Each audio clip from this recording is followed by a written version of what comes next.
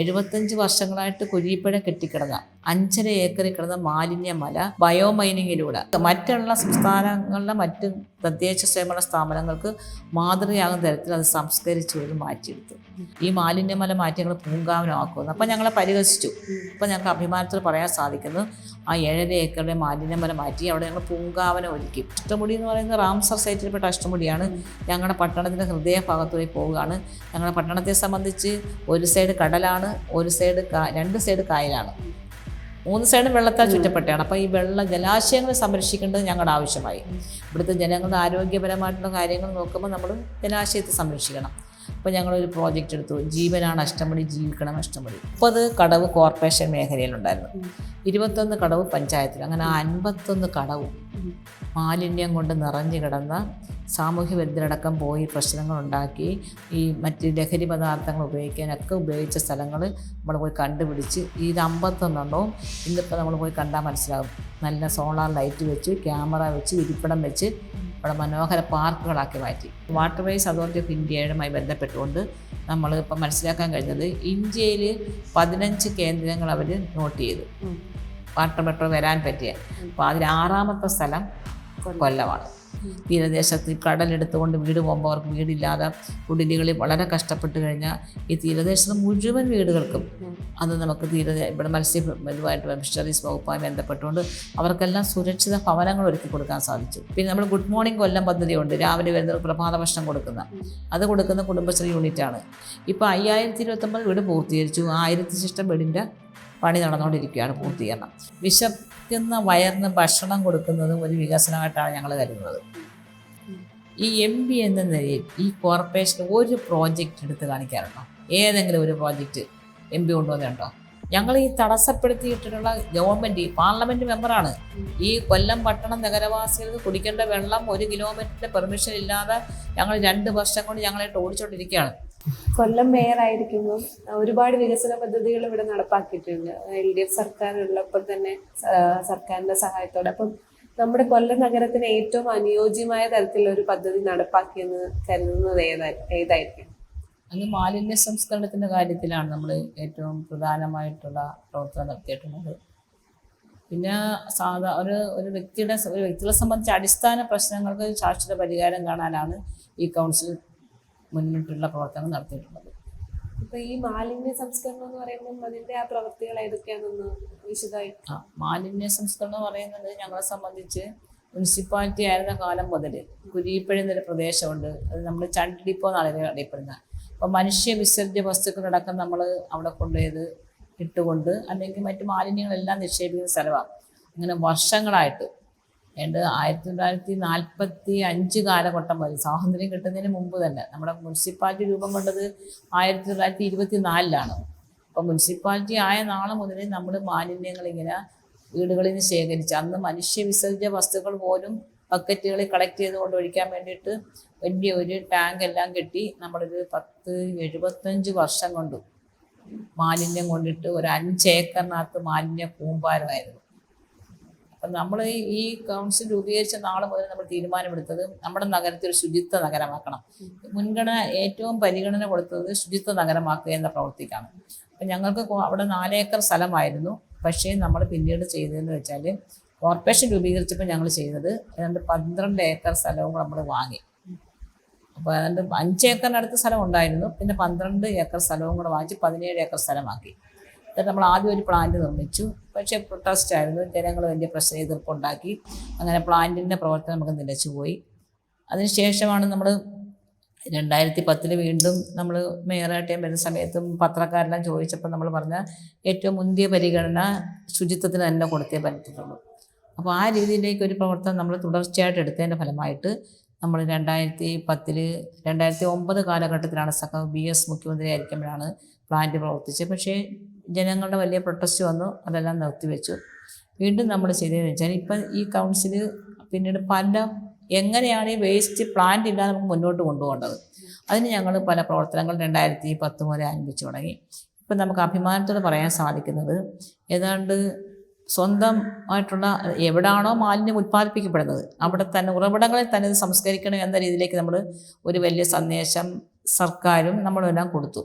അതിൻ്റെ ഭാഗമായിട്ട് ഞങ്ങൾക്ക് അഭിമാനത്തോട് പറയാൻ സാധിക്കുന്നത്, ഈ പണ്ട് നമുക്ക് ഈ പ്രദേശത്ത് പട്ടണത്തിൽ വന്നാൽ പല സ്ഥലത്തും മൂക്ക് പൊത്താതെ പോകാൻ പറ്റത്തില്ലായിരുന്നു. ഇന്നിപ്പോൾ നിങ്ങൾക്ക് പോയാൽ അത് മനസ്സിലാകും, എവിടെയും ചവറുകൾ കൂടിക്കിടക്കുന്ന ഒരു സംവിധാനമില്ല. പക്ഷേ വ്യക്തികളുടെ മനോഭാവത്തിന് മാറ്റം വരണം. നമ്മളിതെല്ലാം പറയുമ്പോൾ നമ്മുടെ പറമ്പ് വൃത്തിയാക്കിയിട്ട് പിറ്റേന്ന് നമ്മൾ കൊണ്ടിട്ടുണ്ട് പറമ്പ് വൃത്തികേടായെന്ന് പറഞ്ഞിട്ട് കാര്യമില്ല. അപ്പോൾ അത് നമ്മൾ ഇടാതിരിക്കാനും അതിൻ്റെ എന്താണ് പരിഹാരം, ആ രീതി ഞങ്ങൾ ആലോചിച്ചത് ഏതാണ്ട് 4000-നടുത്ത് ഗാർഹിക ബയോഗ്യാസ് വിതരണം ചെയ്തു. അതിനകത്ത് APL BPL വ്യത്യാസമില്ലാതെ നമ്മൾ സബ്സിഡിയോടുകൂടി 13,000 രൂപയുടെ ഗാർഹിക ബയോഗ്യാസാണ് ഞങ്ങളൊരു 3,000 രൂപയ്ക്ക് വെച്ചത് കൊടുത്തു. അങ്ങനെ 4000-ലധികം ഗാർഹിക ബയോഗ്യാസ് പ്ലാന്റ് നമ്മൾ പല വീടുകളായി കൊടുത്തു. 25,000 വീടുകളിലേക്ക് ബിന്ന് കൊടുത്തു. അത് ഇനാക്കല വിട്ടത് സംസ്കരിച്ച് നമുക്ക് ചെടികൾക്കും മറ്റ് പച്ചക്കറികൾക്കും വളമാക്കാൻ ഉപയോഗിക്കുന്ന രീതിയിലേക്ക്. അതിനോടൊപ്പം തന്നെ കമ്മ്യൂണിറ്റി ബയോഗ്യാസ് പ്ലാന്റ് മാർക്കറ്റുകളിൽ അതുകൊണ്ട് 12 ബയോഗ്യാസ് പ്ലാന്റ് നമ്മൾ സ്ഥാപിച്ചു. അതിൽ 10 പ്രവർത്തിക്കുന്നുണ്ട്, 2 അത് പ്രവർത്തിക്കാത്ത രീതിയിലേക്ക് അത് മാറ്റപ്പെട്ടു. പിന്നെ നമ്മൾ ചെയ്തതെന്ന് വെച്ചാൽ ഇതിനോടൊപ്പം തന്നെ ഈ എല്ലാ ഓഡിറ്റോറിയങ്ങളും അതുപോലെ കോഴിയുടെ ഈ കടകൾ ചിക്കൻ സ്റ്റാളുകളെല്ലാം നമ്മൾ നിർബന്ധമാക്കിച്ച് ഇവരെല്ലാം സ്വയമായിട്ട് തന്നെ ഇത് സംസ്കരിക്കാൻ ആവശ്യമായ ബയോഗ്യാസ് പ്ലാന്റ് ഉണ്ടെങ്കിൽ മാത്രമേ നമ്മൾ അവർക്ക് ലൈസൻസ് കൊടുക്കത്തുള്ളൂ. ഓഡിറ്റോറിയങ്ങളുടെ എല്ലാം പണ്ട് ഓഡിറ്റോറിയങ്ങളിൽ നമ്മൾ പരിപാടി കഴിഞ്ഞാൽ ലോറിക്കകത്ത് നിർത്തുകൊണ്ട് വരിക. അപ്പോൾ ഓഡിറ്റോറിയങ്ങളെല്ലാം നമ്മൾ ലൈസൻസ് പുതുക്കി കൊടുക്കണമെങ്കിൽ ബയോഗ്യാസ് വയ്ക്കണം. ഹോട്ടലുകൾക്ക് അത് നിർബന്ധമാക്കി. അങ്ങനെ കുറേ നല്ലൊരു 50%-ലധികം ഇങ്ങനെ സ്വയം പ്രവർത്തിച്ചുകൊണ്ട് നമ്മളുടെ ആ നിർദ്ദേശം അനുസരിച്ച് നമ്മളോട് സഹകരിച്ചു വന്നു. പക്ഷേ ഇനിയും നമുക്ക് അതിന് ഭാഷിക പരിഹാരം കാണേണ്ടതുണ്ട്. എങ്കിലും ഞങ്ങൾക്ക് അഭിമാനത്തോടെ പറയാൻ പറ്റുന്നത് ഈ കൗൺസിൽ വന്നപ്പോഴാണ് ഏതാണ്ട് 75 വർഷങ്ങളായിട്ട് കുരീപ്പുഴ കെട്ടിക്കിടന്ന 5.5 ഏക്കറിൽ കിടന്ന മാലിന്യമല ബയോമൈനിങ്ങിലൂടെ നമ്മൾ ടെൻഡർ ചെയ്തു. അങ്ങനെ ബയോമൈനിങ്ങിലൂടെ ഒരു കമ്പനി വന്നെടുത്തു, സിഗ്മ ഗ്ലോബൽ എന്ന് പറഞ്ഞൊരു കമ്പനി വന്ന് വർക്കെടുത്തു. അത് നല്ല രീതിയിൽ മാതൃക മറ്റുള്ള സംസ്ഥാനങ്ങളിലെ മറ്റ് തദ്ദേശ സ്വയംഭരണ സ്ഥാപനങ്ങൾക്ക് മാതൃകയാകുന്ന തരത്തിൽ അത് സംസ്കരിച്ചു കൊടുത്ത് മാറ്റിയെടുത്തു. അപ്പം ഞങ്ങൾ ഒന്നാമത്തെ ബഡ്ജറ്റിൽ പറഞ്ഞു ഈ മാലിന്യമല മാറ്റി ഞങ്ങൾ പൂങ്കാവനമാക്കുമെന്ന്. അപ്പം ഞങ്ങളെ പരിഹസിച്ചു, പ്രതിപക്ഷ പാർട്ടികളെല്ലാം ഞങ്ങൾ പരിഹസിച്ചു. പക്ഷേ ഇപ്പം ഞങ്ങൾക്ക് അഭിമാനത്തിൽ പറയാൻ സാധിക്കുന്നു, ആ 7.5 ഏക്കറുടെ മാലിന്യമല മാറ്റി അവിടെ ഞങ്ങൾ പൂങ്കാവനം ഒരുക്കി, പൂന്തോട്ടം ഒരുക്കി. അതിനുശേഷമാണ് ഇപ്പം നമ്മുടെ സംസ്ഥാന ഗവൺമെൻറ് തീരുമാനമെടുത്തിരുന്നു, തദ്ദേശഭരണ സ്ഥാപനങ്ങൾ സ്ഥലം വിട്ടുകൊടുത്താൽ നമ്മളൊക്കെ അവിടെ IT പാർക്കിന് തരാമെന്ന് ബഹുമാനപ്പെട്ട ധനകാര്യ വകുപ്പ് മന്ത്രിയടക്കം നമ്മളായിട്ട് ബന്ധപ്പെട്ടു. അങ്ങനെ ചർച്ച നടത്തി. അങ്ങനെ വളരെ അഭിമാനം എന്ന് പറയാൻ സാധിക്കുന്നത് ആ മാലിന്യം കിടന്നത് ഒരു പൂങ്കാവനമാക്കി ഇനി ഭാവിയിൽ 10-15 ചെറുപ്പക്കാർക്ക് തൊഴിൽ ചെയ്യുന്ന ഒരു IT പാർക്കായിട്ട് മാറുന്നതിനുള്ള സംവിധാനം ഗവൺമെൻറ്റുമായി ധാരണാപത്രത്തിൽ ഒപ്പിട്ട് കഴിഞ്ഞു. അപ്പോൾ അതുകൊണ്ട് അവിടെ അവസാനിപ്പിച്ചില്ല. അപ്പം ഇതിന് ഇനി മാലിന്യം ബാക്കി എന്ത് ചെയ്യും? അതിന് ഞങ്ങൾ ഗവൺമെൻറ്റുമായിട്ട് ചർച്ച ചെയ്തുകൊണ്ട് ആലോചിച്ചത് ഇപ്പോൾ അവിടെ ഭാരത് പെട്രോളിയം ലിമിറ്റഡ് കോർപ്പറേഷനുമായി ചേർന്നുകൊണ്ട് ഒരു CNG plant, compressed natural gas പ്ലാന്റിൻ്റെയാണ്. അപ്പം ഒരു 150 ടൺ ശേഷിയുള്ള ഒരു പ്ലാന്റ് അവിടെ നിർമ്മിക്കുകയാണ്. അതിനും ധാരണാപത്രത്തിൽ ഒപ്പിട്ട്. അപ്പം ഈ ശുചിത്വ നഗരം സുന്ദര നഗരമെന്ന് ഞങ്ങൾ അഭിമാനത്തോട് പറയുന്നത് ഈ വരുന്ന മാലിന്യങ്ങളെ പരമാവധി നമ്മൾ വീടുകളിൽ തന്നെ സംസ്കരിക്കുന്നതിനും അതിനോടൊപ്പം തന്നെ ഭാവിയിലേക്കൊരു പ്ലാന്റും അവിടെ വരുന്നതിനുള്ള തീരുമാനമെടുത്ത് നമ്മൾ കൊടുത്തു. അതിന് പിന്നെ അജൈവ മാലിന്യവും അജൈവ മാലിന്യം കളക്ട് ചെയ്തുകൊണ്ട് അതാണ് ഇപ്പോൾ ഏറെ ഞങ്ങളുടെ പട്ടണം വൃത്തിയായത്. 300ഓളം വരുന്ന ഹരിതകർമ്മ സേനാംഗങ്ങൾ പ്രവർത്തിക്കുകയാണ്. ഒരു ദിനം പ്രതി 10-20 ടൺ പ്ലാസ്റ്റിക് മാലിന്യമാണ് നമുക്ക് കിട്ടുന്നത്. ഇപ്പോൾ ഇവരിങ്ങനെ എല്ലാ വീടുകളും പോയി എടുത്തതിൻ്റെ ഫലമായിട്ടാണ് ഇപ്പോൾ കായലുണ്ട്, തീരപ്രദേശമുണ്ട്, ഒരുപാട് നമുക്കത് കുറയ്ക്കാൻ സാധിച്ചു. അപ്പോൾ ഇപ്പോഴും നമുക്ക് ഈ അജൈവ മാലിന്യം ഹരിതകർമ്മസേനയ്ക്ക് കൊടുക്കാത്ത പ്രദേശങ്ങളിലാണ് ഈ മാലിന്യം വലിച്ചെറിഞ്ഞ് നമ്മുടെ കായലിലും കടലിലേക്കൊക്കെ ഇട്ട് വരുന്നത്. അപ്പോൾ അതാണ് ഞാൻ പറയുന്നത്, മനോഭാവത്തിലൊരു മാറ്റം വന്നു കഴിഞ്ഞാൽ നമ്മൾ ഈ ശുചിത്വ നഗരം സുന്ദര നഗരം നമ്മൾ പൂർത്തീകരിക്കാൻ സാധിച്ചു. അതിനോടൊപ്പം ദ്രവമാലിന്യം, കക്കൂസ് മാലിന്യം ഉണ്ടല്ലോ. കക്കൂസ് മാലിന്യങ്ങളെ സംബന്ധിച്ച് പറയുകയാണെങ്കിൽ നമുക്ക് ഇവിടുത്തെ വർഷങ്ങൾക്ക് മുമ്പ് കുറേ പൈപ്പെല്ലാം ഇട്ടു. പിന്നീട് നമ്മൾ കഴിഞ്ഞ മേയർ 2005 മുതൽ നമ്മളത് പരിശോധിച്ച് കഴിഞ്ഞ ടൈമിൽ ഞാൻ മേയറായിട്ടിരിക്കുമ്പോൾ തന്നെ നമ്മളതിൻ്റെ സീവേജ് ലൈൻ ഇടാനുള്ള തീരുമാനമെടുത്തു. അങ്ങനെ സീവേജ് ലൈൻ ഇട്ടു, കളക്ഷൻ ടാങ്ക് കെട്ടി. അതിൻ്റെ പ്രവർത്തനം വരുമ്പോഴാണ് അത് ജനറം പദ്ധതിയിലാണ് ആ പ്രോജക്റ്റ് ഉണ്ടായിരുന്നത്. അപ്പോൾ അതും നമുക്ക് അഭിമാനത്തോടെ പറയാം. ഒരു തദ്ദേശഭരണ സ്ഥാപനങ്ങളെ സംബന്ധിച്ച് അവർ തനത് ഫണ്ട് മാത്രം പറ്റില്ല, സംസ്ഥാന ഗവൺമെൻറ് ഫണ്ട് തരും, പിന്നെ കേന്ദ്ര ഫണ്ട്. അപ്പോൾ കേന്ദ്ര സംസ്ഥാന ഫണ്ടുകൾ വാങ്ങിയെടുത്തുകൊണ്ടാണ് നമ്മൾ ഈ പദ്ധതിയിലേക്ക് വരുന്നത്. പക്ഷേ ജനറൽ പദ്ധതി അവിടെ നിർത്തലാക്കി. ജനറൽ പദ്ധതി നിർത്തലാക്കിയപ്പോൾ നമുക്ക് ബാക്കി മുന്നോട്ട് വനക്കാത്ത അവസ്ഥ വന്നു. അങ്ങനെ നമ്മൾ പിന്നെ ആ പൈപ്പ് ലൈനും കളക്ഷൻ ടാങ്കിൻ്റെ പണി 2018 കാലഘട്ടത്തിൽ നിർത്തിവെക്കേണ്ടി വന്നു. പക്ഷേ ഈ കൗൺസിൽ വന്ന് തീരുമാനിച്ചത് ആദ്യം STP വരണം, സിവറേജ് ട്രീറ്റ്മെൻറ്റ് പ്ലാന്റ്. അങ്ങനെ 12 MLD നമ്മുടെ കൊല്ലം കോർപ്പറേഷൻ്റെ ഏതാണ്ട് 12 MLD മലിനജലം സംസ്കരിച്ച് നമുക്കത് കായലിലേക്ക് അയക്കുന്നതിനുള്ള തീരുമാനമെടുത്തു. അപ്പോൾ ഞങ്ങൾക്ക് 2 പ്രശ്നമുണ്ടായി. മാലിന്യമായിട്ട് ബന്ധപ്പെട്ടുകൊണ്ട് അഷ്ടമുടി എന്ന് പറയുന്ന റാംസർ സൈറ്റിൽപ്പെട്ട അഷ്ടമുടിയാണ് ഞങ്ങളുടെ പട്ടണത്തിൻ്റെ ഹൃദയഭാഗത്തൂടെ പോവുകയാണ്. ഞങ്ങളുടെ പട്ടണത്തെ സംബന്ധിച്ച് ഒരു സൈഡ് കടലാണ്, ഒരു സൈഡ് 2 സൈഡ് കായലാണ്, 3 സൈഡും വെള്ളത്താൽ ചുറ്റപ്പെട്ടാണ്. അപ്പോൾ ഈ ജലാശയങ്ങൾ സംരക്ഷിക്കേണ്ടത് ഞങ്ങളുടെ ആവശ്യമായി. ഇവിടുത്തെ ജനങ്ങളുടെ ആരോഗ്യപരമായിട്ടുള്ള കാര്യങ്ങൾ നോക്കുമ്പോൾ നമ്മൾ ജലാശയത്തെ സംരക്ഷിക്കണം. അപ്പോൾ ഞങ്ങളൊരു പ്രോജക്റ്റ് എടുത്തു, ജീവനാണ് അഷ്ടമുടി, ജീവിക്കണം അഷ്ടമുടി. അതിൻ്റെ ഭാഗമായിട്ട് നമ്മൾ നോക്കിയ 12 പഞ്ചായത്തൂടെ ചേർന്നാണ് അഷ്ടമുടി ഒഴുകിക്കൊണ്ടിരിക്കുന്നത്. അപ്പം നമ്മൾ 12 പഞ്ചായത്തിലെയും പ്രസിഡന്റുമാരെയും ജനപ്രതിനിധികളായിട്ട് സംസാരിച്ചു. അതിനുശേഷം നമുക്ക് ഒരു അഗ്ലോമറേഷൻ ഫണ്ട് കിട്ടി കേന്ദ്ര ഗവൺമെൻറ്റിൻ്റെ. ആ ഫണ്ട് വെച്ച് ഞങ്ങൾ ആദ്യം 7.5 കോടി രൂപ മാറ്റി വെച്ചത് ഈ കായലിനെ ശുചീകരിച്ച് ആവാസവസ്ഥ പുനഃസ്ഥാപിക്കണം. ഏതാണ്ട് 97 മത്സ്യങ്ങൾ, വിവിധ കക്കകൾ, ചിപ്പികളെല്ലാം ഉള്ള വിവിധ സസ്യങ്ങൾ, ലോകത്തെങ്ങും ഇല്ലാത്ത കണ്ടൽക്കാടുകൾ അടക്കമുണ്ട് അഷ്ടമുടിയുടെ തീരത്ത്. അപ്പോൾ ഇതിൻ്റെ ഈ ബയോഡൈവേഴ്സിറ്റിയാണ് നമ്മുടെ ഇതിനെ സംരക്ഷിച്ചു പോകണം, നമ്മുടെ ആവാസവസ്ഥ സംരക്ഷിച്ചു പോകണം എന്ന് പറഞ്ഞ് തന്നെ ഒരു പ്രോജക്റ്റ് വെച്ച് 30 കടവ് കോർപ്പറേഷൻ മേഖലയിലുണ്ടായിരുന്നു, 21 കടവ് പഞ്ചായത്തിൽ. അങ്ങനെ 51 കടവും മാലിന്യം കൊണ്ട് നിറഞ്ഞു കിടന്ന സാമൂഹ്യ വിരുദ്ധരടക്കം പോയി പ്രശ്നങ്ങളുണ്ടാക്കി ഈ മറ്റ് ലഹരി പദാർത്ഥങ്ങൾ ഉപയോഗിക്കാനൊക്കെ ഉപയോഗിച്ച സ്ഥലങ്ങൾ നമ്മൾ പോയി കണ്ടുപിടിച്ച് ഇത് 51 എണ്ണവും ഇന്നിപ്പോൾ നമ്മൾ പോയി കണ്ടാൽ മനസ്സിലാകും. നല്ല സോളാർ ലൈറ്റ് വെച്ച്, ക്യാമറ വെച്ച്, ഇരിപ്പിടം വെച്ച് ഇവിടെ മനോഹര പാർക്കുകളാക്കി മാറ്റി.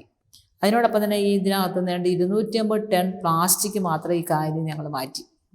അപ്പോൾ തീരദേശ വികസന കോർപ്പറേഷനാണ് ആ പണി ഏൽപ്പിച്ചത്. അപ്പം അവസാന ഘട്ടത്തിൽ അതിൻ്റെ പണി ഇപ്പോൾ ഒരു മ്യൂസിക്കൽ ഫൗണ്ടൻ നമ്മുടെ ലിങ്ക് റോഡിലിരുന്ന് വൈകുന്നേരം സായം സന്ധ്യകളിൽ വന്ന് ആസ്വദിക്കാൻ പറ്റിയൊരു മ്യൂസിക്കൽ ഫൗണ്ടൻ്റെ പ്രവർത്തനം അവസാന ഘട്ടത്തിലാണ്. പിന്നെ നമുക്കറിയാം തീരദേശത്തോട് ചെന്ന് കഴിഞ്ഞാൽ ഈ പറഞ്ഞ കണക്കല്ല ഒരുപാട് അധികം ജനങ്ങൾ താമസിക്കുന്നുണ്ട്. അതിൻ്റെ ഭാഗമായിട്ട് നമ്മൾ ഇപ്പോൾ ചെയ്തിരിക്കുന്ന എയറോബിക് കമ്പോസ്റ്റ് യൂണിറ്റ്, തുമ്പൂർ മൊഴി മോഡലിലുള്ള എയറോബിക് കമ്പോസ്റ്റ് യൂണിറ്റ്, അത് നമ്മൾ വിവിധ സ്ഥലങ്ങളിലായിട്ട് നമ്മൾ 21 പ്രവർത്തിക്കുന്നുണ്ട്. അതിന് കുറച്ച് സമയത്ത് പ്രവർത്തനം കോവിഡ് സമയത്തൊക്കെ ഇച്ചിരി ബുദ്ധിമുട്ടുണ്ടാക്കി വീണ്ടും നമ്മളതിൻ്റെ പ്രവർത്തനം നടത്തിക്കൊണ്ടിരിക്കുക. ഇപ്പോൾ നമ്മൾ ക്രഡായി മോഡൽ, ഇപ്പോൾ കമ്മ്യൂണിറ്റി ബിന്നുകളാണ്, വലിയ ഒരു 10-15 കുടുംബങ്ങൾ താമസിക്കുന്ന കോളനികൾ നോക്കി ക്രഡായി മോഡൽ ബിന്ന് വെച്ചിട്ടുണ്ട്. അത് നമ്മളിപ്പോൾ ഒരു 15 എണ്ണം കൊടുത്തിട്ടുണ്ട്. ഇപ്പോൾ വീണ്ടും നമ്മളതിന് കുറച്ചുകൂടെ ബുക്ക് ചെയ്ത് ഇപ്പോൾ വരുന്നുണ്ട്. അപ്പോൾ ഇപ്പോൾ ഈ ഒരു തൽക്കാലം നമ്മുടെ ഇതിനെല്ലാം ഒരു ആശ്വാസ പദ്ധതിക്കെന്നാലേ ഈ വേസ്റ്റ് പുറത്തേക്ക് കൊണ്ടിടാതിരിക്കാനാണ് നമ്മൾ ചെയ്തിട്ടുള്ളത്.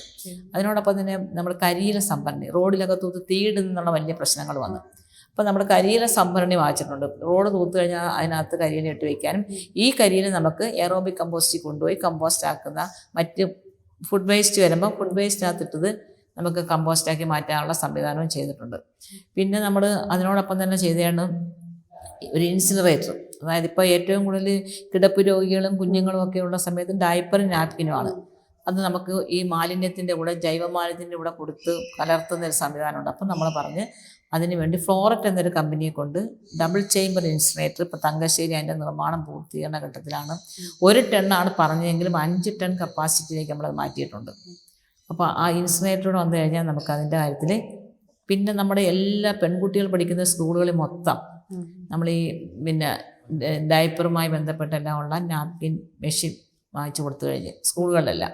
അപ്പോൾ പരമാവധി ഇതും നമ്മൾ കൊണ്ട് വലിച്ചെറിയാതിരിക്കാനുള്ള ഒരു വിധത്തിലും നമ്മളെ ജലാശയത്തെ നശിപ്പിക്കരുത്.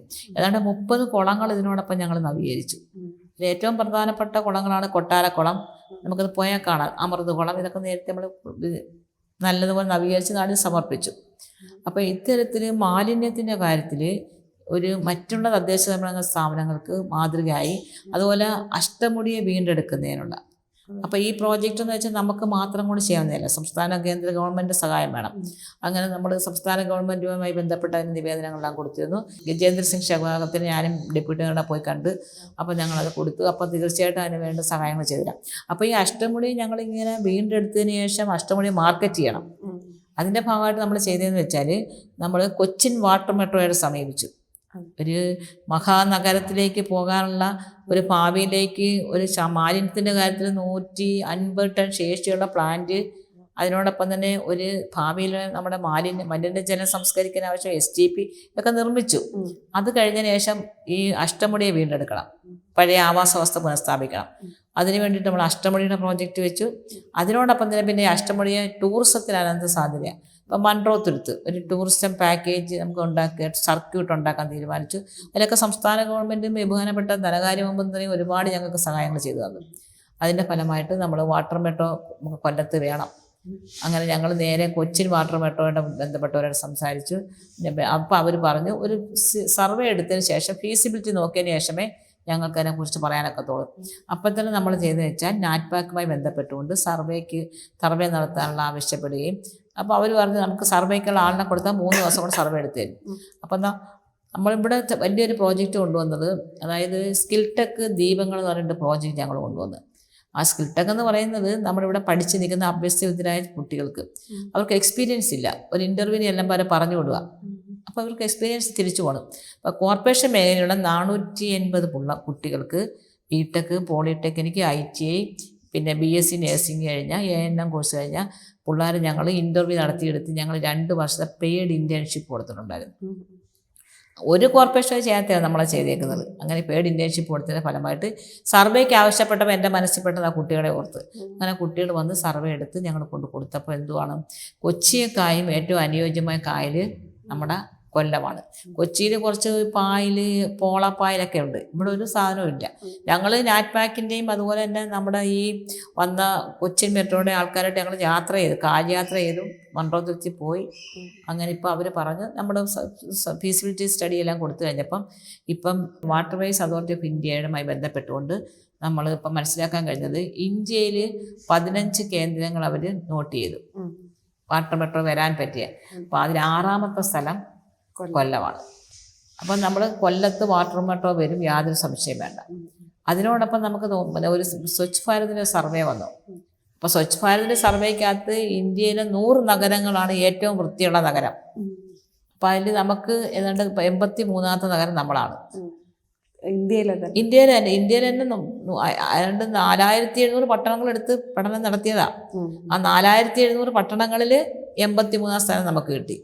അപ്പം നമുക്കിനി ബാക്കി നമ്മുടെ പട്ടണത്തെ ഒരു ശുചിത്വ നഗരമാക്കുന്നതിനുള്ള എല്ലാ പ്രവർത്തനങ്ങളുമായിട്ടാണ് ഞങ്ങൾ മുന്നോട്ട് പോകുന്നത്. അത് ഇവിടുത്തെ ജനങ്ങളെ സംബന്ധിച്ച് അവരുടെ ആരോഗ്യ പരിപാലനം കൂടെ ഉൾപ്പെട്ടുകൊണ്ടാണ് നമ്മളതുമായിട്ട് പോയത്. അതാണ് അത് മാലിന്യ പ്രശ്നത്തിൽ നമ്മൾ പറഞ്ഞിട്ടുള്ള കാര്യങ്ങൾ. ഈ നമ്മുടെ കൊല്ലം കോർപ്പറേഷൻ തീരദേശവുമായിട്ട് ബന്ധപ്പെട്ട് കിടക്കുന്ന ഒരു സ്ഥലമാണല്ലോ. അപ്പം നമ്മുടെ തീരദേശവാസികൾക്കും അവിടെ മത്സ്യബന്ധന തൊഴിൽ ഏർപ്പെടുന്നവർക്കും അവർക്ക് വേണ്ടി എന്തെങ്കിലും നമുക്കൊരു നിരവധി ജനകീയാസൂത്രണ പദ്ധതി പ്രകാരം നമ്മൾ വിവിധ പിന്നെ സാമൂഹികമായിട്ടുള്ള ഒത്തിരി ഇടപെടലുകൾ നമ്മൾ നടത്തിയിട്ടുണ്ട്. അതിനകത്ത് ഏറ്റവും പ്രധാനപ്പെട്ടയാണ് മത്സ്യത്തൊഴിലാളികൾ തിങ്ങി പാർക്കുന്ന പ്രദേശമാണ് തീരദേശം. ഏതാണ്ട് തെക്കും ഭാഗം മുതൽ നമുക്ക് ശക്തികുളങ്ങര വരെ തീരദേശമാണ് ആ വാർഡുകൾ. അപ്പം നമ്മൾ മത്സ്യത്തൊഴിലാളികളുടെ മക്കൾക്ക് അവർക്ക് പഠനത്തിന് വേണ്ടിയിട്ട് നമ്മൾ ആവശ്യമായിട്ടുള്ള ലാപ്ടോപ്പ് വിതരണം ചെയ്തു. അതുപോലെ തന്നെ അവർക്ക് അതിന് മറ്റ് യന്ത്രങ്ങൾ, മത്സ്യം പിടിക്കാനുള്ള ഉപകരണങ്ങൾ കൊടുത്തു. അപ്പോൾ അവരുടെ പ്രോജക്റ്റ് എന്താണ് ആവശ്യപ്പെടുന്നത് അത് നമ്മൾ അവർക്ക് കൊടുക്കാനുള്ള സംവിധാനം ഒരുക്കി. മത്സ്യത്തൊഴിലാളികൾ പുനർഗേഹം പദ്ധതി സംസ്ഥാന ഗവൺമെൻറ് പുതിയ പദ്ധതിയായിരുന്നു. തീരദേശത്ത് കടലെടുത്തുകൊണ്ട് വീട് പോകുമ്പോൾ അവർക്ക് വീടില്ലാതെ കുടിലുകളിൽ വളരെ കഷ്ടപ്പെട്ട് കഴിഞ്ഞാൽ ഈ തീരദേശത്ത് മുഴുവൻ വീടുകൾക്കും അത് നമുക്ക് ഇവിടെ ഇതുമായിട്ട് ഫിഷറീസ് വകുപ്പുമായി ബന്ധപ്പെട്ടുകൊണ്ട് അവർക്കെല്ലാം സുരക്ഷിത ഭവനങ്ങൾ ഒരുക്കി കൊടുക്കാൻ സാധിച്ചു.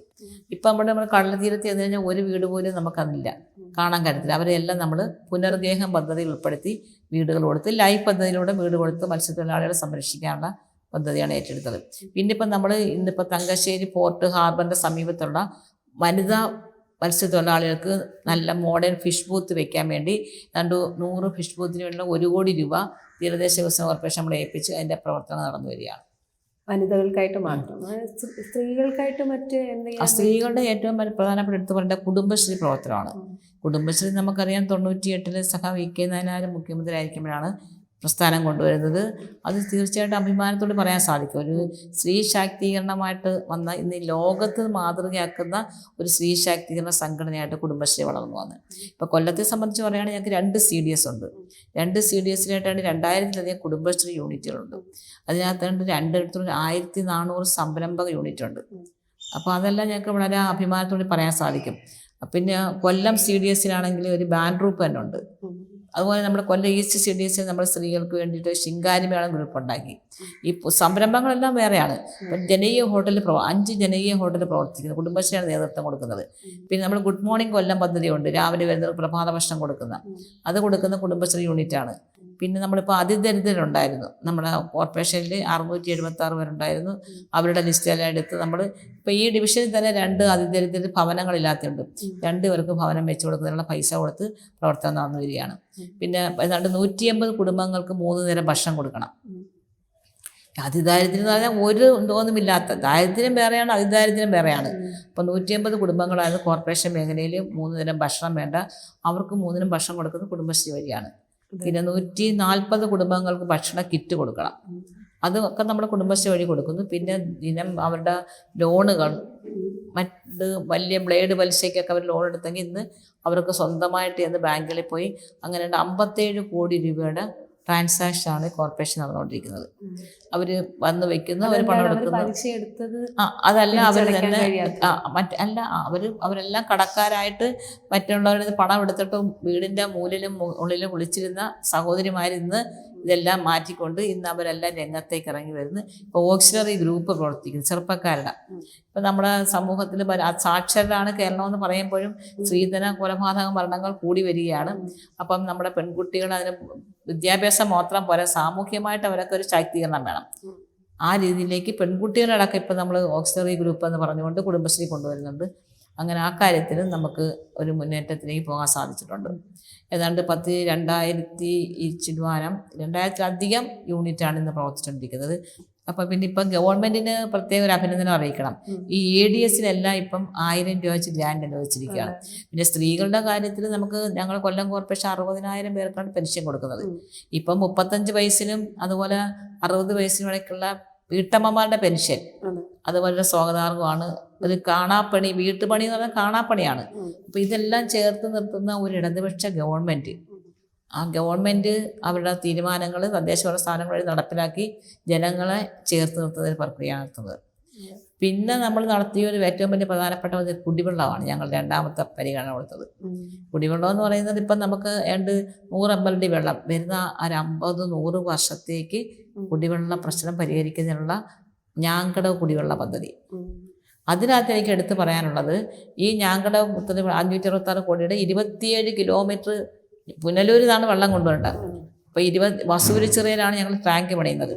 അപ്പം അവിടെ ഇതെല്ലാം ചെയ്തു കഴിഞ്ഞു. നമ്മൾ ഈ ഇപ്പം 20-ന് ഞങ്ങൾ വന്നതിന് ശേഷമാണ് 27 കിലോമീറ്റർ ഇട്ട്. പക്ഷെ 1 കിലോമീറ്ററിൻ്റെ പെർമിഷൻ കേന്ദ്ര ഗവൺമെൻറ്റാണ് തരാഞ്ഞത്. അല്ലെങ്കിൽ 23 കമ്മീഷൻ കൊടുത്ത് 24 മണിക്കൂറും വീടുകളിൽ വെള്ളം എത്തിക്കുന്ന പദ്ധതിയായിരുന്നു. അപ്പോൾ ആ സ്വപ്ന പദ്ധതിയാണ്, പക്ഷെ അത് കേന്ദ്രത്തിൻ്റെ ഇടപെടലുകൊണ്ട് തടഞ്ഞു വെച്ചു. അല്ലെങ്കിൽ ഞങ്ങൾക്ക് വെള്ളം കൊടുക്കാൻ ഇപ്പം നമ്മളതിന് പിന്നെ ബഹുമാനപ്പെട്ട മുഖ്യമന്ത്രിയും ധനകാര്യ വകുപ്പ് മന്ത്രിയെല്ലാം നമ്മൾ കണ്ട് നിവേദനങ്ങൾ കൊടുത്തതിൻ്റെ അടിസ്ഥാനത്തിൽ നമ്മുടെ തന്നെ PWയുടെ റോഡ് കട്ട് ചെയ്ത് ഇപ്പോൾ 20 കോടി രൂപ അധികം ആവുന്നതിന്.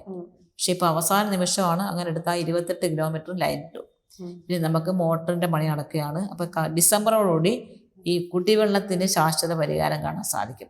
അപ്പം മാലിന്യ പ്രശ്നത്തിന് ശാശ്വത പരിഹാരത്തിൻ്റെ പ്രവർത്തനങ്ങൾ പൂർത്തീകരണ ഘട്ടത്തിലാണ്. ഇപ്പം നമ്മൾ ഈ കോർപ്പറേഷൻ ഇപ്പം സംബന്ധിച്ച് വളരെ ആശ്വാസകരമായ പദ്ധതിയാണ്. മറ്റു കോർപ്പറേഷനൊന്നും എടുക്കാത്ത പദ്ധതിയാണത്.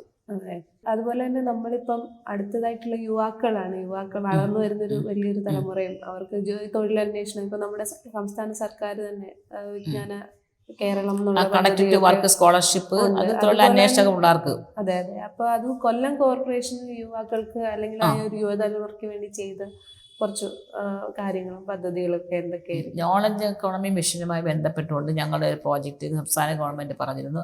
അങ്ങനെ ഞങ്ങൾ 2 പ്രാവശ്യം തൊഴിൽമേള സംഘടിപ്പിച്ചു. അപ്പോൾ തൊഴിലില്ലാത്ത ചെറുപ്പക്കാർ 10,000 പേര് രജിസ്റ്റർ ചെയ്തു. അതിൽ അന്ന് തന്നെ സ്പോട്ട് ഇൻ്റർവ്യൂ തന്നെ 2,000-ഓളം കുട്ടികളെ സെലക്ട് ചെയ്തു. ഇപ്പം ഞങ്ങൾക്ക് 2 തൊഴിൽമേളയിലൂടെ മനസ്സിലാക്കാൻ കഴിഞ്ഞിട്ട് 400-ലധികം ചെറുപ്പക്കാർക്ക് തൊഴിൽ വിവിധ കമ്പനികളിൽ കിട്ടി. പിന്നെ ഇപ്പം നമുക്ക് ഏറ്റവും അഭിമാനത്തോടെ പറയാൻ സാധിക്കുന്നത് ഇപ്പം മിനി IT പാർക്ക്. ഇപ്പം കൊല്ലത്തെ 2ാമത്തെ IT പാർക്കാണ്. ഒന്ന് കുണ്ടറയാണ്. ഇപ്പം നമ്മുടെ 2ാമത്തെ IT പാർക്ക് കൊണ്ട് ഇപ്പം നമുക്ക് വർക്ക് നിയർ ഹോം എന്ന് പറഞ്ഞ ആ പ്രോജക്റ്റാണ് വന്നേക്കുന്നത്. അതനുസരിച്ച് 500 ചെറുപ്പക്കാർക്ക് ജോലി കൊടുക്കാൻ സാധിക്കും. ഇനി ഭാവിയിലേക്ക് ഇപ്പം നമ്മളിരിക്കുന്നതിൻ്റെ പുറവശമാണ് താമരക്കുളം. ഈ ആണ്ടാമുക്കത്ത് ഏതാണ്ട് 3 ഏക്കർ സ്ഥലം നമ്മൾ വിട്ടുകൊടുത്തു. ആ 3 ഏക്കർ സ്ഥലത്ത് നമുക്ക് ഏതാണ്ട് 10 നിലയിലുള്ള 2.5 ലക്ഷം സ്ക്വയർ ഫീറ്റ് 25,000 ചെറുപ്പക്കാർക്ക് തൊഴിൽ കൊടുക്കാനുള്ള വലിയ സംരംഭം. ഇപ്പോൾ കൊല്ലത്തെ സംബന്ധിച്ചൊരു പരമ്പരാഗത മേഖലകളുടെ വ്യവസായത്തിൻ്റെ ഒരു ഈറ്റില്ലമായിരുന്നു കയർ, കശുവണ്ടി, കൈത്തറി. ഇപ്പോൾ ഇന്നത്തെ യുഗത്തിൽ ചെറുപ്പക്കാർ മാറി ചിന്തിക്കുകയാണ്. അപ്പോൾ നമ്മുടെ പുതിയ മാറ്റത്തിനനുസരിച്ചുള്ള സംരംഭങ്ങൾ, ഇപ്പോൾ തൊഴിലിപ്പോൾ എല്ലാവരും IT മേഖലയുമായി ബന്ധപ്പെട്ട്, ടൂറിസം മേഖലയായിട്ട് ബന്ധപ്പെട്ട്, അപ്പോൾ ഇതിനാണ് ഇനി നമുക്ക് മുൻതൂക്കം കൊടുക്കാൻ. ഇപ്പോൾ ഗവൺമെൻറ്റിൻ്റെ ഭാഗത്തു നിന്നും അങ്ങനെയുള്ള സപ്പോർട്ടാണ് കിട്ടുന്നത്. ഇപ്പോൾ ആ തരത്തിലേക്ക് നമുക്ക് ചെറുപ്പക്കാർക്ക് തൊഴിൽ കൊടുക്കാനുള്ള സംവിധാനം, അതിൻ്റെ ഭാഗമായിട്ടാണ് ഞങ്ങളിവിടെയുള്ള പഠിച്ചിരുന്ന 450 കുട്ടികൾക്ക് ഞങ്ങൾ നേരത്തെ തന്നെ പെയ്ഡ് ഇൻറ്റേൺഷിപ്പ് കൊടുത്തുകൊണ്ട് സ്കിൽ ടെക് എന്ന് പറഞ്ഞുകൊണ്ട് എക്സ്പീരിയൻസ് കൊടുക്കുന്ന സംവിധാനം. അപ്പോൾ ആ എക്സ്പീരിയൻസ് കിട്ടിയ കുട്ടികൾ ജോലിക്ക് കയറി കഴിഞ്ഞ് പലയിടത്ത്. കേന്ദ്ര സർക്കാർ പലപ്പോഴും ഈ സാമ്പത്തിക ഞെരുക്കം ഉണ്ടാക്കാറുണ്ട്. തദ്ദേശ സ്വയംഭരണ സ്ഥാപനങ്ങൾക്ക് ഉൾപ്പെടെ വേണ്ട തുക ഇതുവരെ ലഭിക്കാത്ത സാഹചര്യമൊക്കെ ഉണ്ടായിരുന്നു. തീർച്ചയായിട്ടും പ്ലാൻ ഫണ്ട് കോർപ്പറേഷന് കിട്ടുന്ന വിഹിതം എന്ന് വെച്ചാൽ നമ്മൾ ഒന്ന് തനത് ഫണ്ടാണ് നമ്മളുടെ വരുമാനം. പിന്നെ നമുക്ക് സംസ്ഥാന കേന്ദ്ര ഗവൺമെൻറ്റിൻ്റെ അതുപോലെ വേൾഡ് ബാങ്കിൻ്റെ അങ്ങനെ വിവിധ ഏജൻസികളിൽ നിന്നാണ് നമ്മൾ പണം എടുക്കുന്നത്. ഇപ്പം ഞങ്ങൾക്ക് അഭിമാനത്തിന് പറയാൻ സാധിക്കുന്നത്, ഇപ്പം നമ്മൾ ഈ 566 കോടി രൂപയ്ക്കകത്ത് കൊല്ലം കോർപ്പറേഷൻ 109 കോടി രൂപയാണുള്ളത്.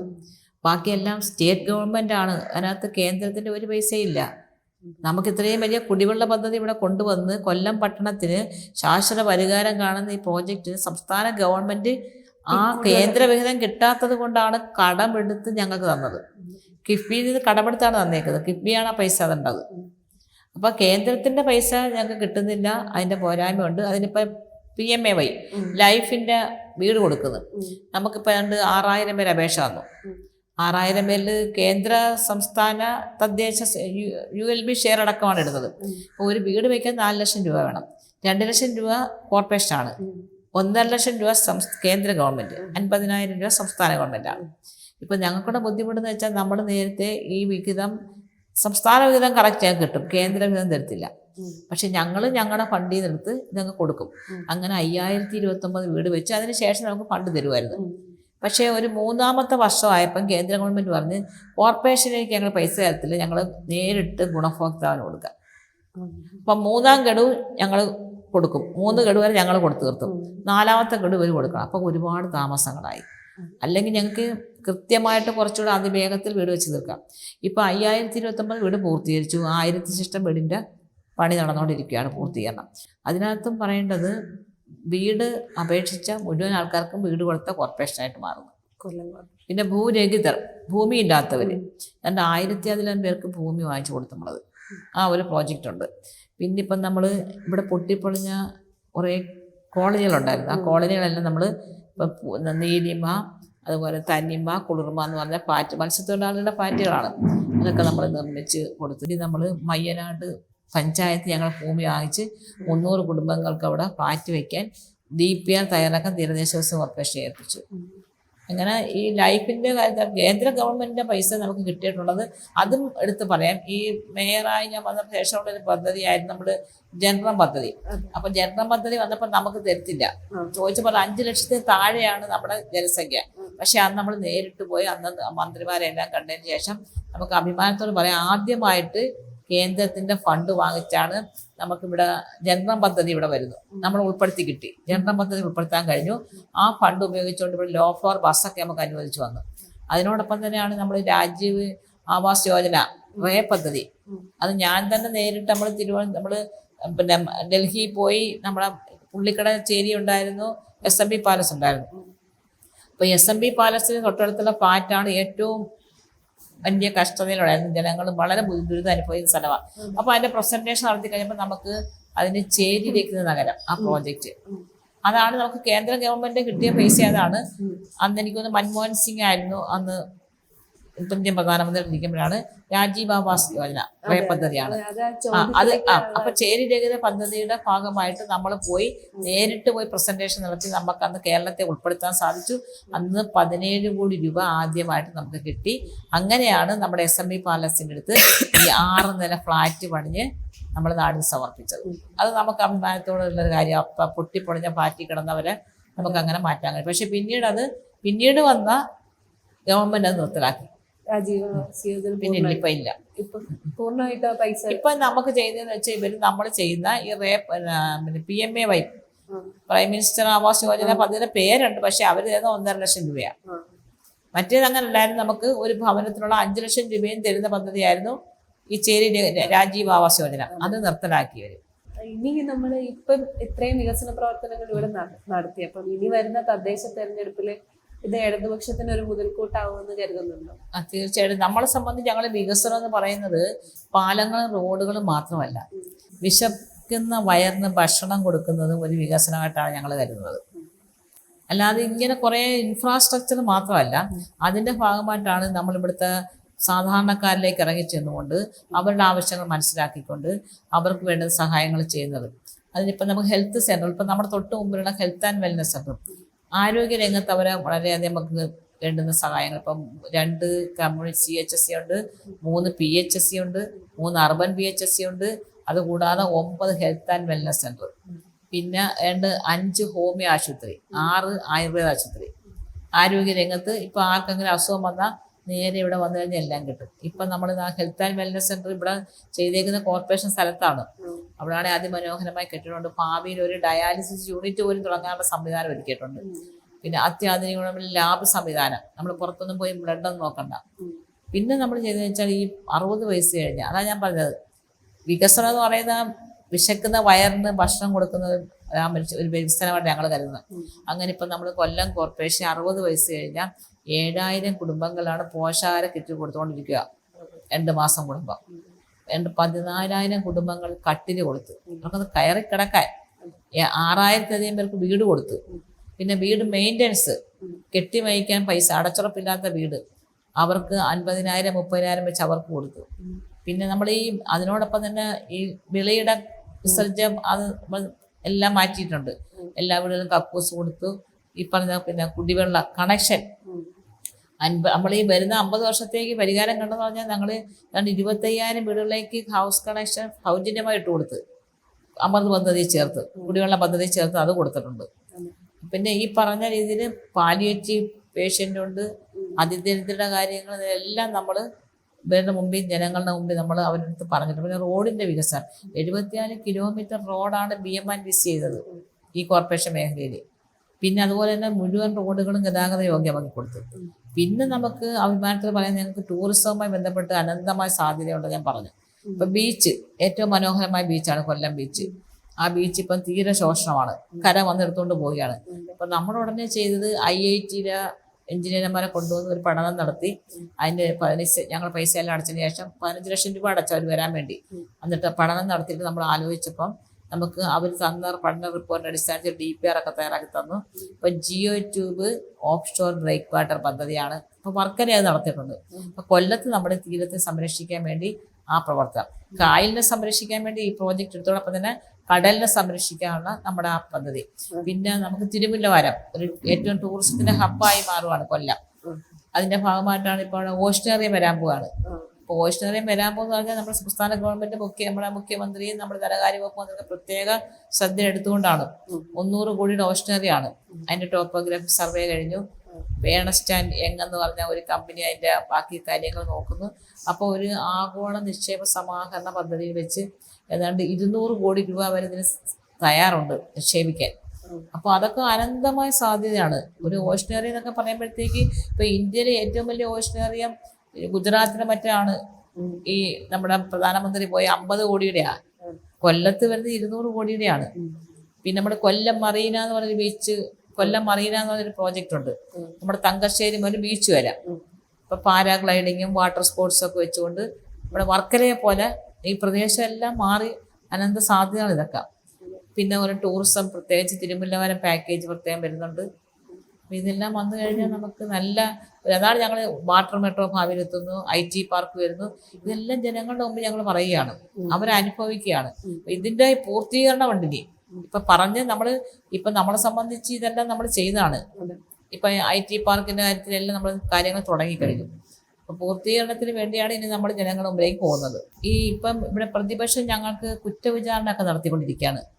MP അടക്കം ഞങ്ങൾക്കൊരു ചോദ്യമുണ്ട്. MP അടക്കം ഈ കൊല്ലം കോർപ്പറേഷൻ രൂപീകൃതമായി 25 വർഷമായെന്ന് അവർ പറയുന്നു. ഈ MP എന്ന നിലയിൽ ഈ കോർപ്പറേഷൻ ഒരു പ്രോജക്റ്റ് എടുത്ത് കാണിക്കാറുണ്ടോ? ഏതെങ്കിലും ഒരു പ്രോജക്റ്റ് MP കൊണ്ടുവന്നിട്ടുണ്ടോ? ഞങ്ങൾ ഈ തടസ്സപ്പെടുത്തിയിട്ടുള്ള ഗവൺമെൻറ് പാർലമെൻറ്റ് മെമ്പറാണ്. ഈ കൊല്ലം പട്ടണം നഗരവാസികൾക്ക് കുടിക്കേണ്ട വെള്ളം 1 കിലോമീറ്ററിൻ്റെ പെർമിഷൻ ഇല്ലാതെ ഞങ്ങൾ 2 വർഷം കൊണ്ട് ഞങ്ങളായിട്ട് ഓടിച്ചുകൊണ്ടിരിക്കുകയാണ്. ആ ഇന്ത്യൻ പാർലമെന്റിനകത്തോ അല്ലെങ്കിൽ നമ്മൾ പോയി നിതിൻ ഗഡ്കരിയും മന്ത്രികളൊക്കെ കാണുന്നു, കേന്ദ്രമന്ത്രിമാരെല്ലാം ഞങ്ങൾ കാണുന്നു. പക്ഷെ ഏതെങ്കിലും ഒരു അവസരത്തിൽ ഇതിനുവേണ്ടി ഒരു സംസാരിക്കാൻ ഈ MP തയ്യാറായിട്ടുണ്ട്? ഏതെങ്കിലും ഒന്നും തയ്യാറായിട്ടില്ല. പിന്നെ നമുക്കിപ്പോൾ അറിയാം, ഇപ്പം എന്താ കുറ്റവിചാരണ നടത്തുവാണ്. എന്താ അഴിമതി? ഏതെങ്കിലും ഒരു അഴിമതി ചൂണ്ടിക്കാണിക്കും. ഞങ്ങൾ ഈ പറഞ്ഞ പ്രവർത്തനങ്ങളുമായി ബന്ധപ്പെട്ട് ഏതെങ്കിലും ഒരു അഴിമതി കോർപ്പറേഷൻ കൗൺസിലോ അല്ലെങ്കിൽ ഏതെങ്കിലും ഏജൻസിക്കോ ഇന്ന പരാതി ഇന്ന അഴിമതി നടന്ന് ഇവർ ചുമ്മാ അങ്ങ് പറഞ്ഞു വരുത്തുക.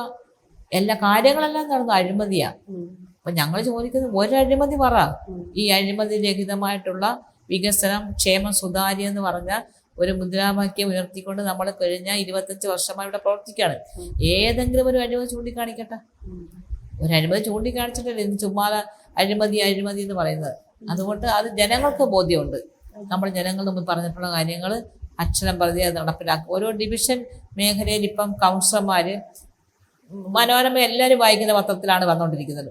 അപ്പം വികസന പെരുമഴ എന്നാണ് പറയുന്നത് വാർഡിലെല്ലാം. ഞങ്ങൾ കോൺഗ്രസ് BJP ഒന്നും നോക്കിയിട്ടില്ല. പൈസ കൊടുത്ത പ്രകാശപുരുന്ന നഗരം ഞങ്ങളുടെ ഒരു പ്രോജക്റ്റാണ്. വന്നപ്പോൾ കൂരിരുട്ടെന്നായിരുന്നു പറഞ്ഞത്. കൂരിരുട്ടെന്ന് പറഞ്ഞ് ഞങ്ങൾ എല്ലാ ട്യൂബിലും ഒരു വന്ന് പോസ്റ്റിലൊക്കെ ഇത് വെച്ച് കെട്ടി. ഇപ്പം ഞങ്ങൾ പ്രകാശപുരുന്ന ലൈറ്റ് എന്ന് വെച്ചാൽ ഒരു ഡിവിഷനിൽ 400 LED ലൈറ്റുകൾ സ്ഥാപിച്ചേക്കുക. പിന്നെ low mast light, high mast light, പാലങ്ങളിലെല്ലാം പ്രകാശപൂരിതമാക്കി. വിവിധ ഏജൻസികളുടെ നമ്മൾ വിളിച്ചിട്ട് അവർ ലൈറ്റ് പ്രകാശിപ്പിച്ചേക്കുക. അപ്പോൾ LED ലൈറ്റിൻ്റെ ഭാഗമായിട്ട് ഒരു മാസം ഞങ്ങൾക്ക് 45 ലക്ഷം രൂപയാണ് അടച്ചുകൊണ്ടിരുന്നത് ഇലക്ട്രിസിറ്റി. അപ്പോൾ എനർജി സേവ് ചെയ്യാൻ സാധിച്ചു. ഇപ്പോൾ അതിന് 20 ലക്ഷമായിട്ടാണ് 25 ലക്ഷം കുറഞ്ഞു. അപ്പോൾ പ്രകാശപൂരിത നഗരം പ്രാവർത്തികമാക്കി. റോഡിൻ്റെ കാര്യത്തിൽ എന്താണോ ജനങ്ങളോട് പറഞ്ഞിട്ടുള്ളത് അത് നമുക്ക് പൂർത്തീകരിച്ചുകൊണ്ടാണ് പോകുന്നത്. ഇപ്പോൾ ഈ തെരഞ്ഞെടുപ്പിൽ വികസനത്തിൻ്റെ കാര്യത്തിൽ നമുക്ക് ഒരു പ്രശ്നവും എവിടെ ഉണ്ടാവേണ്ട. ഞങ്ങൾ കോൺഗ്രസ് എന്നോ BJP എന്നോ ഒന്നും നോക്കിയിട്ടില്ല. 55 ഡിവിഷനിലും ഒരേപോലെ ഓരോ മേഖല സോണലുകൾ തിരിച്ചാൽ മതി. ഓരോ സോണലിൽ ഇപ്പോൾ കാവനാട് ഞങ്ങൾ ആദ്യം മനോഹരമായിട്ടൊരു കമ്മ്യൂണിറ്റി ഹാളിപ്പം ഞാൻ നടന്ന് സമർപ്പിച്ചു. പിന്നെ കായിക മേഖലയെ വൻ കുതിച്ചും ചാട്ടമാണ് ഉണ്ടായത്. അത് സംസ്ഥാന ഗവൺമെൻറ്റിൻ്റെ നല്ല സഹായം നമുക്ക് ലഭിച്ചു. ഇപ്പോൾ ലാൽ ബഹദൂർ സ്റ്റേഡിയം ഈ കോവിഡ് സമയത്ത് കാട് പിടിച്ചിരുന്ന സ്ഥലമാണ്. ഇപ്പം നമ്മളേണ്ട് അവിടെ മൊത്തം എല്ലാ ഗാലറിയും നല്ലതുപോലെ മെയിൻ്റെനൻസ് ചെയ്ത് പെയിൻ്റ് അടിച്ച് മനോഹരമാക്കി. സംസ്ഥാന കായിക മന്ത്രിയെ കണ്ടു, നമ്മൾ ആവശ്യപ്പെട്ടു. ധനകാര്യമന്ത്രിയെ കണ്ട് ആവശ്യപ്പെട്ടു. ഇതിപ്പോൾ സിന്തറ്റിക് ട്രാക്ക് വന്നു കഴിഞ്ഞു, ഫ്ലഡ് ലൈറ്റ് വരാൻ പോവാണ്. പിന്നെ എല്ലാ ജില്ലകളിലും ഓരോ ഒളിമ്പ്യന്മാരുടെ നാമധേയത്തിൽ സ്റ്റേഡിയം വരുന്നു. അപ്പം നമ്മളോട് ആവശ്യപ്പെട്ടപ്പോൾ ഞങ്ങൾ ആദ്യം തന്നെ 3 ഏക്കർ സ്ഥലം കൊടുത്ത ഈ കൗൺസിലാണ്. ഈ പീരങ്കി മൈതാനത്ത് 3 ഏക്കർ സ്ഥലം കൊടുത്തുകൊണ്ട് അവിടെ ഒളിമ്പ്യൻ സുരേഷ് ബാബു സാറിൻ്റെ നാമധേയത്തിൽ വലിയ ഇൻഡോർ സ്റ്റേഡിയം വരികയാണ്. അതിൻ്റെ പണി പൂർത്തീകരണ ഘട്ടത്തിൽ എല്ലാം കഴിഞ്ഞു. ഇനി അതിൻ്റെ പണി ഇപ്പോൾ അവസാന ഘട്ടത്തിൽ എത്തിയിരിക്കുകയാണ്. വി പാർക്ക് കേരളത്തിൽ തന്നെ മാതൃകയല്ലേ വി പാർക്ക്? അത് ഞാൻ പറയാൻ വിട്ടു. ഇപ്പം പറഞ്ഞു വന്ന ആ സ്ഥലം ഓർത്തത്. വി പാർക്ക് എന്ന് വെച്ചാൽ നമ്മൾ സംസ്ഥാന മന്ത്രി തന്നെ ഇങ്ങനെ PWD മന്ത്രിയും അവർ ആവശ്യപ്പെട്ട് ഇങ്ങനെ സ്ഥലം പാലത്തിൻ്റെ അടിക്ക് സ്ഥലം കൊടുത്താൽ പാർക്ക് ചെയ്യാന്ന്. ആദ്യമേ ഞങ്ങൾ സ്ഥലം കൊടുക്കാൻ തയ്യാറായി. അങ്ങനെ നമ്മൾ ROB താഴെ കൊടുത്ത് ഇപ്പം വി പാർക്ക് പദ്ധതിയായിട്ട് തുടങ്ങിയിട്ട് സംസ്ഥാന പൈലറ്റ് പദ്ധതിയായിട്ട് തുടങ്ങിയതാണ്. ഒരു പൈലറ്റ് പ്രോജക്റ്റ് ആണ്. നമ്മളത് സ്ഥലം കൊടുത്തു. പിന്നെ അതിന്റെ മുമ്പിൽ ടൗൺ ഹാള് നവീകരിച്ച് എത്ര മനോഹരമാക്കി. ടൗൺ ഹാൾ ഇപ്പം നല്ല മനോഹരമാക്കി. ഇനിയിപ്പോൾ നമ്മൾ സംസ്ഥാന ഗവൺമെന്റും നമ്മുടെ ധനകാര്യ വകുപ്പ് മന്ത്രി ചേർന്നുകൊണ്ട് കല്ലുമാല സ്ക്വയർ വരാൻ പോവുകയാണ്. ഈ വി പാർക്കിന്റെയും ഇൻഡോർ സ്റ്റേഡിയത്തിന്റെയും ടൗൺ ഹാളിന്റെ ഇടയ്ക്കുള്ള സ്ഥലത്ത് നമ്മളിപ്പം കല്ലുമാല സ്ക്വയർ വരുവാണ്. 1914 അന്ന് മാറു മറയ്ക്കാൻ അവകാശമില്ലാത്ത കാലത്ത് അതിസ്ഥിതരെല്ലാം കൂടിക്കൊണ്ട് കല്ലയും മാലയും പൊട്ടിച്ചെറിഞ്ഞതിൻ്റെ സ്മരണ നിലനിർത്തിക്കൊണ്ട് ഒരു സാമൂഹ്യ മുന്നേറ്റം നടന്ന സ്ഥലമാണ്, ചരിത്രമാണ്. വരും തലമുറ ഇതൊക്കെ അറിയിക്കണം. അതിന് വേണ്ടിയിട്ടാണ് നമ്മൾ ഇൻഡോർ അവിടെ ഈ കല്ലുമാല സ്ക്വയർ വരുന്നത്. അപ്പോൾ അങ്ങനെ വിവിധങ്ങളായിട്ടുള്ള പദ്ധതികളാണ് നമ്മുടെ ഗവൺമെൻറ് പ്രഖ്യാപിച്ചുകൊണ്ട് നമ്മുടെ കോർപ്പറേഷനുമായി മുന്നോട്ട് പോകുന്നത്. തീർച്ചയായിട്ടും ഈ വികസനത്തിൻ്റെ ആ വികസന കുതിപ്പാണിപ്പം. അത് നമുക്ക് പൂർത്തീകരണത്തിലേക്ക് പോകണം. ജനങ്ങൾ ഞങ്ങളെ സ്വീകരിക്കും, ഒരു പ്രശ്നവുമില്ല. അഴിമതി രഹിതമായിട്ടുള്ള ഒരു ഭരണമാണ് കോർപ്പറേഷൻ ഇടതുപക്ഷ ജനാധിപത്യത്തിൻ്റെ സമയത്ത് നമ്മളിവിടെ കാഴ്ചവെച്ചിട്ടുള്ളത്. വികസന പ്രവർത്തനങ്ങളെ സംബന്ധിച്ച് ഞങ്ങൾ പറയുന്നതിനേക്കാൾ കുറച്ചുകൂടെ നല്ലത് ജനങ്ങൾക്ക് ബോധ്യപ്പെടുന്നത് ഞങ്ങൾക്ക് കിട്ടിയിട്ട് പുരസ്കാരങ്ങളാണ്. പുരസ്കാര നിറവിലാണ്. ആദ്യമേ തന്നെ ആർദ്ര കേരളം ആരോഗ്യ മേഖലയിലെ പ്രവർത്തനം ശുചിത്വം എല്ലാം കൂടെ പരിഗണിച്ചുകൊണ്ട് ആർദ്ര കേരളത്തിന് 1ാം സ്ഥാനം ഞങ്ങൾക്ക് കിട്ടി. ഇപ്പോൾ തുടർച്ചയായിട്ട് 3 വർഷവും ഞങ്ങൾക്ക് 2ാം സ്ഥാനം ലഭിക്കുകയാണ്. പിന്നെ തൊഴിലുറപ്പ് നമുക്കറിയാം, ജോലിയില്ലാത്ത നിരവധിയായിട്ടുള്ള സഹോദരിമാരുണ്ട്. അപ്പോൾ തൊഴിലുറപ്പിന് ആദ്യം മുതൽ ഇപ്പം 4 വർഷവും കൊല്ലം കോർപ്പറേഷനാണ് ആ പുരസ്കാരം ലഭിച്ചിട്ടുള്ളത്. അപ്പം ഞങ്ങൾ നടത്തിയ പ്രവർത്തനങ്ങൾ വിലയിരുത്തി ഇപ്പോൾ APJ അബ്ദുൽ കലാം സാറിൻ്റെ ജനമിത്ര പുരസ്കാരവും ഏറ്റവും മികച്ച മേയർക്കുള്ള കൊല്ലം കോർപ്പറേഷൻ ലഭിക്കുകയുണ്ടായി. അപ്പം ഇത് ഞങ്ങൾ മാത്രമല്ല, ഇത് എല്ലാവരും പരിശോധിച്ചുകൊണ്ട് ജനങ്ങൾക്ക് പ്രോഗ്രസ് റിപ്പോർട്ട് അവരെ തന്നെ ഇരിക്കുകയാണ്. അപ്പോൾ അതുകൊണ്ട് ഞങ്ങൾക്ക് പൂർണ്ണ വിശ്വാസമാണ്, ഒരു അഴിമതി രഹിത ഭരണം കാഴ്ചവെച്ചുകൊണ്ട് ഞങ്ങൾ വികസനം, സുതാര്യ ക്ഷേമം എന്ന വലിയൊരു മുദ്രാവാക്യം ഉയർത്തി തന്നെയാണ് ഇടതുപക്ഷ ജനാധിപത്യ മുന്നണി മുന്നോട്ട് പോകുന്നത്. അപ്പോൾ ഇന്നത്തെ ഈ സാഹചര്യത്തിൽ 55 ഡിവിഷൻ നടത്തിയ വികസന പ്രവർത്തനങ്ങൾ പറഞ്ഞുകൊണ്ട് വീണ്ടും ഞങ്ങൾക്ക് അധികാരത്തിലേക്ക് വരുന്നതിന് ജനങ്ങൾ ഞങ്ങളോടൊപ്പം ഉണ്ടാകുമെന്നാണ് ഞങ്ങൾ പ്രതീക്ഷിക്കുന്നത്. കൊല്ലം പൗരാവലിയെ സംബന്ധിച്ച് ഈ കഴിഞ്ഞ നാളുകളിൽ ഞങ്ങളോടൊപ്പം നൽകിയ സഹകരണവും സ്നേഹവും ഇത്തവണയും ഞങ്ങളോടൊപ്പം ഉണ്ടാകുമെന്നാണ് ഞങ്ങൾ പ്രതീക്ഷിക്കുന്നത്.